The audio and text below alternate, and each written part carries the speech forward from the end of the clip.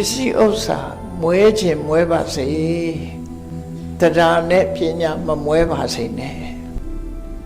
လောကလူတွေကမွဲတယ်လို့ထင်တာပစ္စည်းဥစ္စာမရှိမှအမွဲလို့ထင်တာမြတ်စွာဘုရားရဲ့အဆုံးအမစကားကြတော့ပစ္စည်းဥစ္စာရှိတာမရှိတာကိုအမွဲလို့မခေါ်ဘူး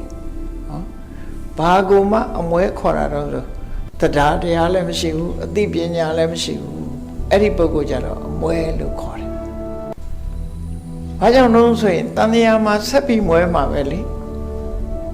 တရားလည်းမရှိဘူးပညာလည်းမရှိဘူးဆိုတဲ့ပုဂ္ဂိုလ်ဟာတရားမွဲပညာမွဲတရားမွဲသည့်အတွက်ကြောင့်ပစ္စည်းဥစ္စာမွဲအောင်မယ်ပညာမွဲသည့်အတွက်ကြောင့်ထွက်ပေါက်ရှာမတွေ့နိုင်ဘူးအဲ့တော့ပစ္စည်းဥစ္စာမွဲခြင်းမွဲပါစေတရားနဲ့ပညာမမွဲပါစေနဲ့တရားမမွဲဘူးဆိုတဲ့ပုဂ္ဂိုလ်တရားဟာမကြခင်ပဲပြည်တည်ပြီးချမ်းသာသွားတဲ့ပုဂ္ဂိုလ်ဖြစ်မှာ